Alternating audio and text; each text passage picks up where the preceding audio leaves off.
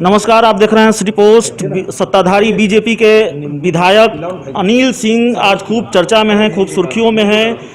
वजह यह है कि एक तकरीबन 1157 किलोमीटर की यात्रा करके ये कोटा में फंसे अपनी बिटिया को वापस बिहार ला पाए हैं। हम उनसे जुड़ेंगे, उनसे बातचीत करेंगे। क्या ये सफ़र रहा, शुरुआत हम वहीं से करेंगे। क्या ये सफ़र रहा और किस तरह से आप लाने में कामयाब रहे? और जाहिर है आप सत्ताधारी बीजेपी के विधायक हैं, तो ये सवाल लाजमी हो जाता है कि दूसरे जो आम लोग हैं, जो छात्र हैं, वो कैसे आ सकेंगे। देखिए, जिस प्रक्रिया को मैंने अपनाया है उस प्रक्रिया को अपनाते हुए दूसरे बच्चे भी आ सकते हैं और उनके पेरेंट्स ला सकते हैं। मैंने कोई सत्ताधारी विधायक होने के नाते नहीं, बल्कि इस नियम और प्रक्रिया के तहत मैंने लाया है, जिसके तहत ई पास निर्गत करने के लिए जिला में जिलाधिकारी के पास जो अपना वेब पोर्टल है उस पर जाना पड़ेगा। और आप देख सकते हैं, इस सेवा का लाभ उठाने के लिए serviceonline.bihar.government.in पोर्टल पर जाएंगे। उसके बाद जो फॉर्मेट खुलेंगे उस फॉर्मेट में आप पूरा फॉर्मेट में डालेंगे, विधायक जी सवाल डालेंगे, उसके आधार पे जिलाधिकारी आपको परमिट। सवाल ये विधायक जी, सवाल ये है कि आपने कब अप्लाई किया और कब आपको ये इजाज़त मिल गई कि आप जा सकते हैं? मैं 15 तारीख को अप्लाई किया और 16 को यहाँ से आपको अनुमति मिल गई। अनुमति मिली। मैं 16 तारीख को यहाँ से हजारों की संख्या में, हजारों की तादाद में कोटा में बिहार के छात्र फंसे हुए हैं। क्या आप ये इंश्योर कर सकते हैं, ये आश्वासन दे सकते हैं कि कोई भी छात्र या फिर उसका परिजन अगर आज अनुमति मांगे सरकार से पास बनवाने की, उसको एक दिन बाद पास बन जाएगा, मिल जाएगा और वो जाके अपने बेटे को या बिटिया को ला सकता है? मैं आपसे जानना चाहता हूं कि अभी तक कितने ऐसे लोगों की शिकायतें मिली आपको जिसने आवेदन किया और उसको पास नहीं मिला? और अगर नहीं मिला तो हम एक जनप्रतिनिधि होने के नाते मेरी रिस्पॉन्सिबिलिटी बनती है कि वो संपर्क करें। मैं उनकी मदद के लिए आगे आऊँगा। और ये नियम और प्रक्रिया एक एमएलए के नाते, एक पत्रकार के नाते, पदाधिकारी के नाते नहीं, एक ये जो नियम और प्रक्रिया बनती है, कानून कोई भी बनता है तो संपूर्ण के लिए समान प्रभावी होता है। मैंने उस नियम और प्रक्रिया का पालन करते हुए परमिट लिया है। कोई लोग अगर अप्लाई किए हैं, उनको अगर कोई प्रॉब्लम हो रहा है तो निश्चित रूप से संपर्क करें। मेरी कोशिश होगी कि जिस नियम प्रक्रिया के तहत मुझे मिला है उन्हें भी मिले और सोशल डिस्टेंसिंग का पालन करते हुए पेरेंट्स जाकर अपने बच्चों को लाएं। आपको जो पास निर्गत हुआ है उसमें साफ तौर पर ये कहा गया है, मेंशन किया हुआ है कि कोटा से पुत्र को लाने हो तो ठीक है। कोटा से हर व्यक्ति जो ये प्रयोजन दे, हजारों की तादाद में ऐसे परिजन होंगे जो सक्षम होंगे आपकी तरह अपने बेटे या बिटिया को लाने में, वैसे हजारों लोगों को क्या ये पास निर्गत कर दिया जाएगा? क्यों नहीं, हम आपसे जानना चाहते हैं। ये नियम और प्रक्रिया ऐसा है कि विधायक के लिए ये प्रभावी होगा, मिनिस्टर के लिए होगा, पत्रकार के लिए होगा, पदाधिकारी के नहीं। ये है कि ये प्रक्रिया के तहत आप आवेदन करेंगे। व्यक्तिगत लिखा हुआ है तो मैंने व्यक्तिगत कारण डाला। मैंने कोई ऐसा काम नहीं किया जिसमें कि मुझे लाने थे बच्चे और मैंने कोई और कागज डाला।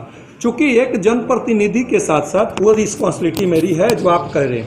कोई भी अगर मेरी मदद चाहेंगे मैं उनकी मदद के लिए आगे आऊँगा। 2-3 सवाल जल्दी साथ ही साथ पर्सनल कैपेसिटी में एक पिता होने के नाते मेरा फर्ज बनता है, मैंने उस फर्ज का भी निर्वहन किया है। 2-3 सवाल जल्दी हम आपसे पूछेंगे विधायक जी। सवाल यह है कि अगर ये सवाल हम किसी, आप ये मान लें कि ये सवाल हमारा किसी विधायक से नहीं है, एक मजबूर पिता से है, परेशान पिता से है, जिसकी बेटा या बिटिया फंसा हुआ था राजकोट में, वो पिता क्या लगता है, उस पिता की मनोदशा क्या रही होगी? उस पिता को क्या एक बार भी ये नहीं लगा कि नीतीश सरकार ने जिस तरह से मना कर दिया कि नहीं लाया जाएगा लॉकडाउन में फंसे हुए बच्चे को, और लगातार वो बच्चे वीडियो बना के भेज रहे हैं, अपील कर रहे हैं, और उनकी अपेक्षाएं तब और बढ़ जाती है बिहार सरकार से जब योगी सरकार अपने प्रदेश के बच्चों को लाती है।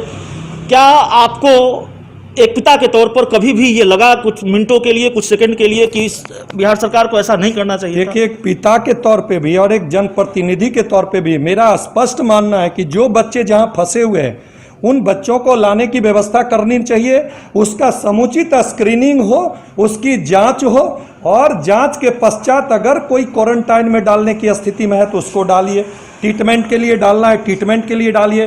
पर एक माँ बाप का एक बच्चों से क्या लगाव होता है, उस जिम्मेवारी का निर्वहन मैंने जब खुद से किया हूं तो, और एक जनप्रतिनिधि होने के नाते भी एक पेरेंट्स की ही भूमिका में एक जनप्रतिनिधि होता है, स्पष्ट रूप से कहता हूं कि जो भी ऐसे बच्चे लाचार वहां पड़े हैं, मैं तो कहूंगा कि जिस नॉर्म्स का पालन मैंने किया है, जो सक्षम है वो इस नियमावली का, इस प्रावधान का उपयोग करते हुए परमिट ले और परमिट लेकर लाएं। बट जो छूट जाते हैं, जैसी जिसकी चिंता आपने की कि गरीब बच्चे हैं जो सक्षम नहीं है, उनकी चिंता सरकार कर रही है, पर अगर वो आने को उत्सुक हैं, इच्छुक हैं, तो सरकार को चिंता करनी चाहिए। आपने कहा है कि चूँकि आपने अपनी बिटिया को वापस लाया है, चूँकि उनका हॉस्टल बंद हो गया था, वो उनके रहने में प्रॉब्लम हो जाती, और तब आप 1157 किलोमीटर की यात्रा करके कोटा गए और अपनी बिटिया को सकुशल वापस ले आए। जाहिर है कोटा में फंसे वैसे कई छात्र और छात्राएं होंगे जिनकी समस्या भी सेम रही होगी, उनका हॉस्टल बंद हो गया होगा, उनके पास रहने की दिक्कत होगी। तो वैसे छात्रों के लिए क्या बिहार सरकार को नहीं इंतजाम किया जाना चाहिए, या फिर एक सत्ताधारी विधायक के तौर पर, ठीक है आपने ये सफाई दी है और आपकी बात सही भी है कि आपने उन प्रक्रियाओं का पालन किया है और उन प्रक्रियाओं के तहत अपने बच्चे को वापस लाए हैं, लेकिन सत्ताधारी विधायक के तौर पर आप सरकार का हिस्सा हैं, मांग नहीं करेंगे बिहार सरकार से कि बिल्कुल जो लोग ऐसे फंसे उनका भी इंतजाम हो, जैसे मैं तो पहले ही कहा, आपने जब बोला तो मैं पहले ही कहा कि वो बच्चे जो लाचार हैं, जिनके पेरेंट्स खुद की गाड़ी लेकर नहीं जा सकते, उनकी चिंता सरकार को निश्चित रूप से करनी ही चाहिए। आखिरी सवाल है हमारा विधायक जी, चूँकि अगर हम कोरोना से निपट लेंगे, कोरोना से जंग जीत जाएगा बिहार, तो इस साल बिहार में विधानसभा के चुनाव भी होने वाले हैं, और नवादा के भी कई लोग जाहिर है आपसे गुहार लगा रहे होंगे कि उनके बच्चे भी कहीं फंसे हैं, कोटा में फंसे हैं, उनको वापस लाया जाए।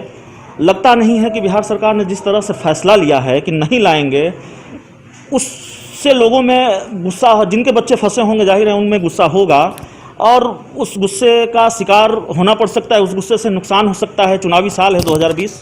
देखिए, मैं स्पष्ट रूप से कहता हूं, जो बिहार सरकार काम कर रही है ग्रामीण रूट पे, ग्रामीण स्तर पे, उस मामले से हमारे प्रदेशवासी निश्चित रूप से सरकार की भूरी भूरी प्रशंसा कर रहे हैं, आशीर्वाद भी दे रहे हैं। पर कुछ ऐसे बच्चे जो फंसे हुए हैं, जिसके लिए सरकार ने ये बोला है, तो हम कहेंगे कि सरकार सोशल डिस्टेंसिंग का पालन करते हुए, और अगर उनके पेरेंट्स लाना चाहते हैं तो ऑलरेडी ये सर्कुलर बनाई हुई है, बट जानकारी के अभाव में हो सकता है किन्हीं लोग को ऐसा लग सकता है, या कुछ लोग ऐसे जानबूझकर ऐसे प्रचार कर सकते हैं कि प्रतिनिधि के नाते ये लोग ले आए, आपके बच्चे नहीं आए। तो ऐसी बात नहीं है। लोग स्वयं से इस फॉर्मेट का में भरकर ई पास के लिए आवेदन करें। जहां ज़रूरत हमारे जैसे जिम्मेवार प्रतिनिधि का जो हमारा दायित्व बनता है, मैं निर्वहन करूंगा। लोग सहयोग के लिए मुझसे बताएंगे, मैं कोशिश अवश्य करूंगा। नहीं, 1157 किलोमीटर की दूरी है, तो जाहिर है खर्च भी बहुत होगा। जो लोग सक्षम नहीं होंगे उनके लिए बिहार सरकार को, देखिए ये बात आपने देखा है कि अन्य पूरे विश्व में यह कोरोना जब वैश्विक महामारी फैला हुआ है, पर हिंदुस्तान ने लॉकडाउन के कारण बहुत सारे मामले बहुत हद तक ऐसी परिस्थितियों में भी नियंत्रित किया है।